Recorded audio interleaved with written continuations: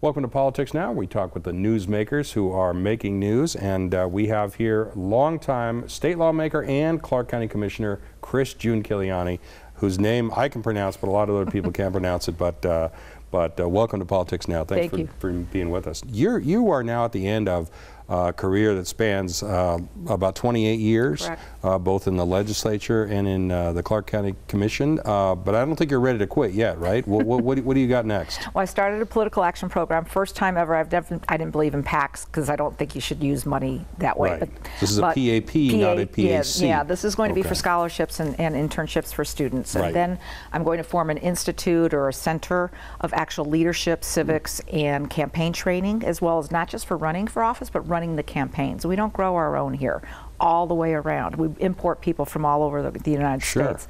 So I'm thinking that that would be a nonprofit component, and then I'd have the political action component to be able to do the skill set for some of the youth.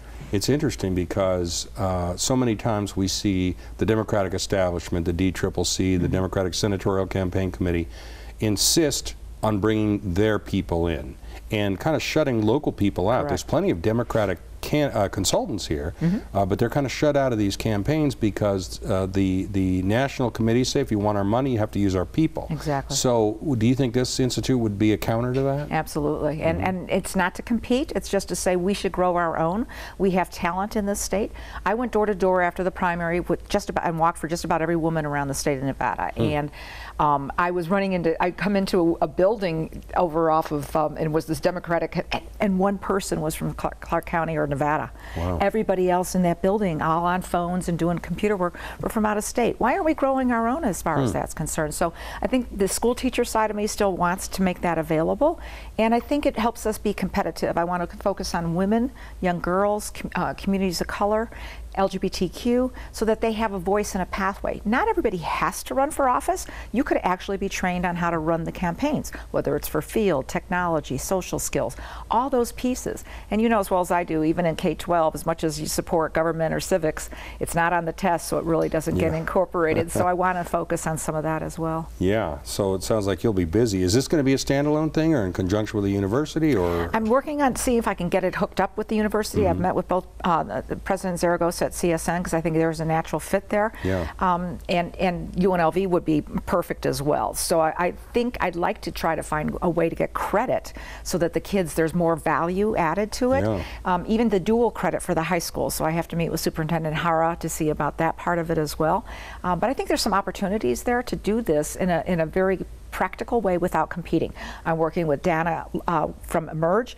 I don't want to compete with anybody. I really, in my years of politics, I can't stand mission creep, and I don't like people doing things in a collaborative way. So why not focus that money and that energy into where it really needs to go? Yeah. The idea you're talking about kind of brings up another question, and that is this split that we're seeing between the progressive part of the Democratic Party and the more centrist part. We saw that play out in the campaign, in the primary election between you and Steve Sisolak. Do you think that's going to get worse or better? And is there any chance those two sides come together? You know, that's a good question. I really think I've been progressive my whole career, so I think labels really shouldn't define us. It's whether or not what you want to accomplish. But do I think that the progressive values will be more center? No, I think progressive values will be more of what the people want to see for change. They're tired of politicians that run to be somebody rather than people that want to actually get things done. So to me, it's working on social justice reform issues. Bob Langford, and we have a working group. It's a social justice coalition. So we've been trying to pull that together to look at cash bail, to look at overcharging, to look at racial profiling, which is still going on. They're not collecting the data that we need to have collected. I remember when Wendell Williams passed that legislation, and that was in the 90s, and we really don't have that database to make sure that we are continuing on the right path of not doing racial profiling. We have immigrant issues that are here. Our strong immigrant base is statewide in this place. You have water issues. The Arrington Paiutes have been on bottled water for 12 years, and then they yanked the bottled water. There are some shameful things going on. I just consider that values, period. period, not moderate, not centrist, nor progressive. It's just about people's quality of life. Yeah, and obviously that passion that we see right now that came out on the campaign trail. Now, at the end of that primary campaign, you never endorsed Steve Sisolak? No, I did not. Would you mind telling us who you voted for? Did you vote for him in the election? I'd rather not state, but I know I did not vote for Adam Laxalt. So I was going to say, I've known you for almost all of these 27 years, and I couldn't picture that going on. But Steve didn't really need my endorsement. Yeah. I always felt that the people that had gravitated to me would vote Democratic no matter what. He took 6 weeks to even call and talk to me or leave me a message. So, you know, that was. And it was a very bitter primary. I mean, was that part of the reason that you didn't endorse it? Just how personal it got? Yes. That was a great deal. The lies about my husband, and then the fact that they didn't denounce the teachers union, my local, on the false advertising, and I had to come out publicly as a victim of sexual abuse. But I'm not a victim, I'm a survivor. And I think victims should always have the right to decide their time and place. Sure. But it was more important. I don't think he didn't ask me anyway. I mean, to take 6 weeks, I worked down the hall, you know, at least. Right down the hall. Yeah, right down the hall. But it is what it is. I wish him success. I hope that, I think with having a good, strong Democratic base, they need to stand for something this time around. It doesn't do any good to have all these women out there, because sexism is still alive and well in Nevada. I ran up against that. I ran up against money. I still believe I would have won the primary if I'd had gotten in a little bit earlier, but I hadn't contemplated that. Steve ran for 2 years. I had 8 months. I had $1.5 million, and he had spent $6.5 million to defeat me. So I think in the long run, I made him a better candidate, and I think the voice of the people will bubble up through the Senate and the Assembly, and I'm hoping that they will all work in a collaborative way and not forget that there are Republicans that are decent people out there that they need to make sure they bring to the table. Yeah, and that's an interesting thing too, because we in politics spend most of our time fighting in the election, but that fight continues over when it's time to govern. And I hear very few people saying, okay, let's put that behind us. Right. Now it's time, as you just said, to work together to get something done, to address some of these issues that you absolutely raised. And there's rural issues that are out there. I went to Pahrump last week, and we recommended Greg Hafen. I knew the family and didn't realize I knew the from years ago when I was first in the legislature. It's those relationships that you have to build. There are some that just don't want to change. They want to vote no on everything. That's fine. You can be isolated, but there is a lot of good moderate Republicans that are out there that you need to bring to the table, and make sure that you're looking at Nevada as a whole, because I think in the long run the issues of interconnectivity, the lack of fiber in the rural counties, but it's also here in southern Nevada. We're working on fiber projects. Marilyn Kirkpatrick and I have been focusing on pathways from poverty. How do we make sure that our folks in a poorer area have access to internet, they have access to Metro can help with the Shot Spotter program that we put together. All those things are very similar, and we have to look at that interconnectivity because it benefits. You can't do the telemedicine if you don't have that part. You can't do the educational programs from Great Basin to Pahrump if you don't have those put into play. So I'm hoping they focus on things that make things better for the Nevadans, regardless of what party they are. Yeah. Looking back over your entire career, what do you think you're going to miss the most about not being an elected official? I'm a policy person, so I think I will miss the policy side of things. I got a lot of things done that people didn't bubble up on. I could care less if my name was on it.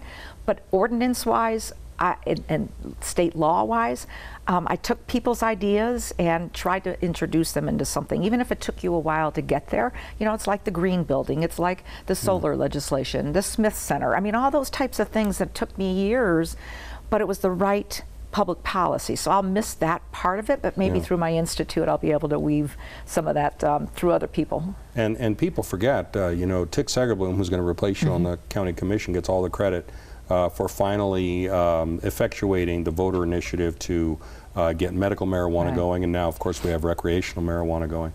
But it was you back in the 90s who first said, okay, we passed this initiative, let's get this done.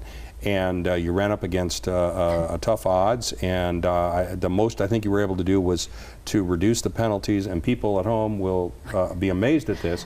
Any amount of marijuana possession was a felony before your bill to make it at least a misdemeanor. So a small step, but the best we could do at the time, even though the voters had spoken and amended the Constitution. And I still remember my testimony because I had Bill Raggio. I had gotten through to Kenny Gwynn, Governor Gwynn, and he said he would sign it if I got it passed. So when I did my testimony, I went back in and researched and found everybody that had run that year, what their votes were versus the question on the initiative. And even Senator Raggio got less votes than marijuana in his district. So I used that as my testimony across the state. And then there were some, even Democrats, that didn't support it. I mean, I think Oseguera voted to get it out of committee but didn't support it on the floor. Some just had some philosophical issues. But it really is a social justice issue. And they need now to focus on getting people out of prison that are there for marijuana use, because it's legal now, so we need to open those doors up. It's a lot of minorities that are in prison for those types of things.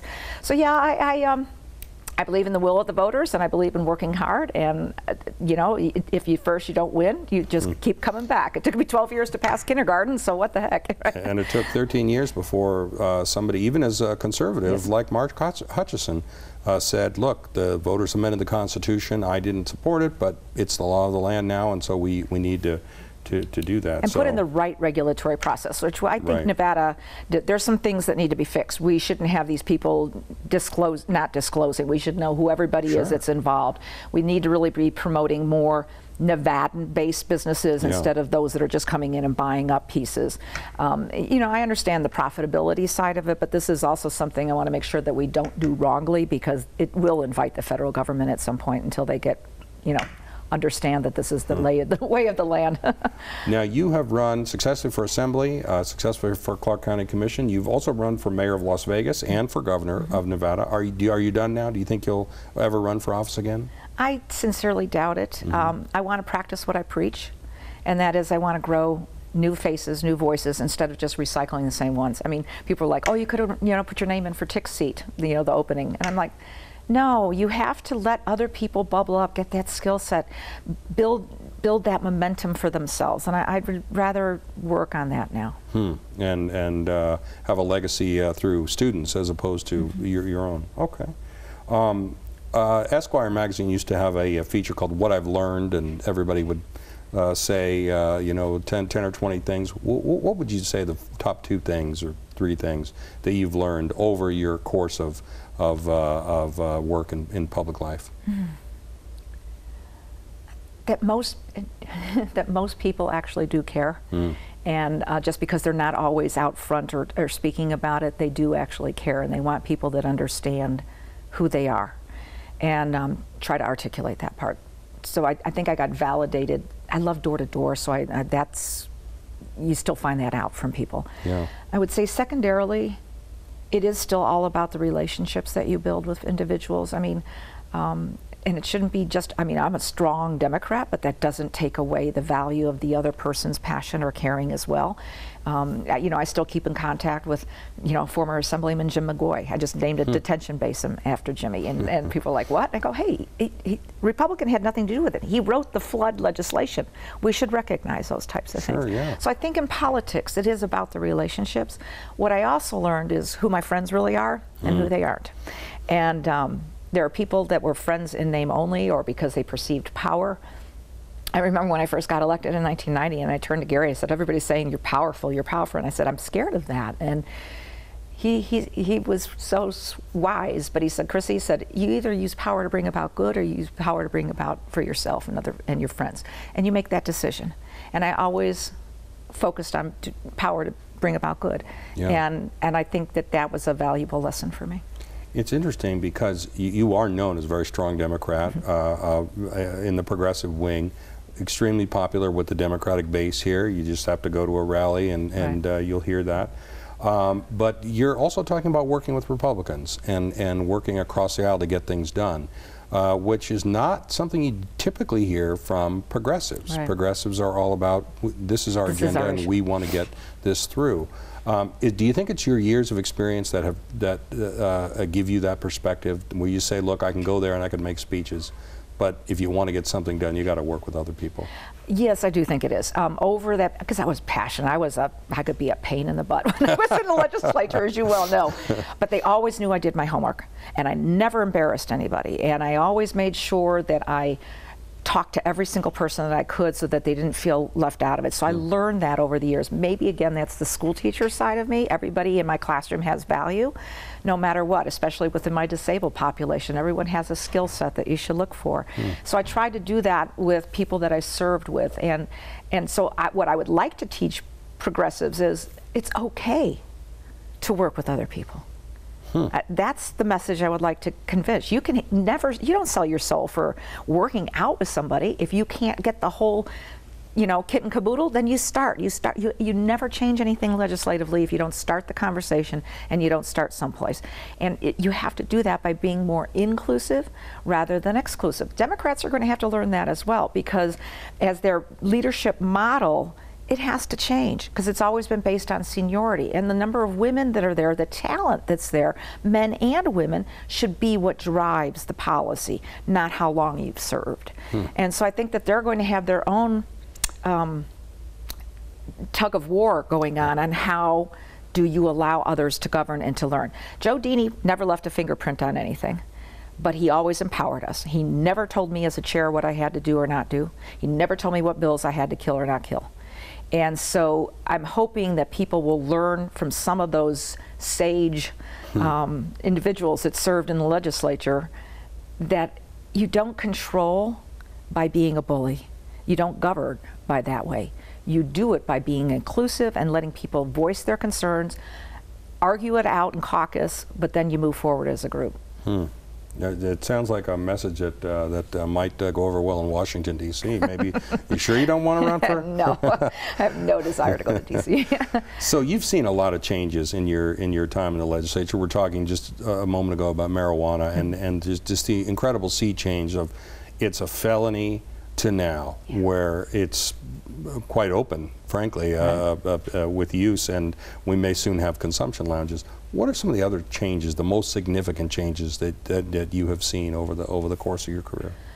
Oh, I would say a little bit more focus on senior needs. People don't tend to realize that we've been a haven for recruiting senior citizens to Nevada, and yet not really had the services. So I'm on the Aging Commission, and I'll stay on that until my term is up. And I work very closely with Jeff Klein and some of those people. And I finally, last session, there was more focus. I mean, it's about educating legislators, because sometimes their one issue they ran for was X, and they don't realize all the other pieces that are involved, right? Same thing on County Commission. I think Tick and Justin were like, whoa, I didn't realize all the different pieces that you all touch. So I would say senior issues, recognizing that. Education funding, we've talked about it, it's the year to do it. They need to restructure the property tax cap and just get that done so that it's equitable for houses, and you shouldn't be living in an older home and paying more than what somebody is in a brand new house. Just take that fix, bite the bullet, deal with it, and move on to the real issues of the social structure that needs to come into play.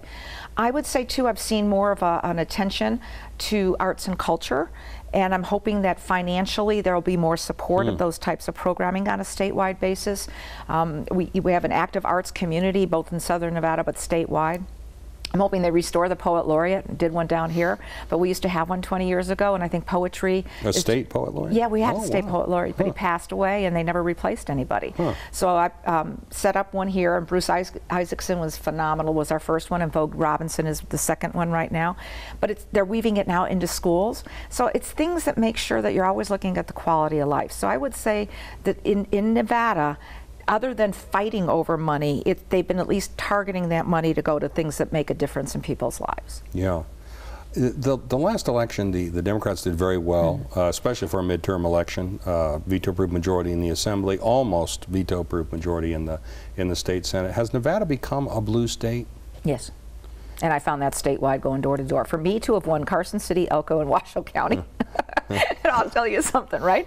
But I think it's because I took the time, and I think Democrats, what we have not looked at, and shame on us, is working in every single county and in bolstering and empowering those local clubs. Because in the long run, they're the meat and potatoes. They have to live with neighbors that scream at them over X and you scream back at them over Y, right? But why doesn't the party embrace and make sure that they're doing trainings and giving people opportunities within the clubs to get to network with each other so they don't feel so isolated out there in the rural counties. I think that's got to be something that they take a look at, or they're going to risk losing the blue status that they've earned right now. And we saw a lot more women elected than had been elected in the past. I imagine you think that's a great trend. How is that going to affect the legislature and the legislative process? That goes back to how the rules are written, and the rules are generally done by seniority. You have to know the rules and change the rules. Joe Neal taught me that, so that was. And he sure knew them. Oh yeah, we have lunch once a month, so he's a great mentor. But more importantly, I think the women have to stand for something. They have to be careful not to be perceived as being bitchy. They have to be careful not to be perceived as being aggressive. Make sure that the press uses the right adjectives when they're talking and describing what's going on. You're passionate about something. You're not, you know, I used to do that with Cy Ryan. I'd point out when he would do different, because words do matter and they do define. So I think the women are going to have to figure out how they navigate that system. It's such a short time to get up to speed on everything. You can't do everything and you can't be everywhere, but do your homework. No, don't yell. Say please and thank you. And don't get arrogant. Lobbyists are necessary, so don't fall into the trap of them whispering in your ear saying, you're the best thing since sliced bread. You came along. I mean, I still remember them doing that to a couple of the guys, and they ruin those individuals over the period of time. Lobbyists have an absolute role, but they don't get the vote. You have to make that decision. So what I would advise the women and the men, vote your conscience. It's okay. And make sure that you ask. If you don't know something, no one expects you to know everything up there. I still didn't know everything, and I'd lobbied in '87 and '89 before I served. It's a long curve, and so I want people to not vote for women just because you're a woman, but by God, I was the better qualified candidate. I'm the hardest working candidate, and I still had to run up against that part of it. So what I would say to those in the ledge is, learn from your mistakes, but be polite. In the long run, that gets you a lot more in the long run. And obviously know your stuff. Do your homework and do your homework and all that. Well, Chris Giunchigliani, thank you so much for taking the time to be here, and we really appreciate it. Thanks for asking. We hope we'll have you back once your institute gets up and running, and we can talk more about that. Absolutely. Thank you so much, and have a wonderful holiday. You too. Thanks.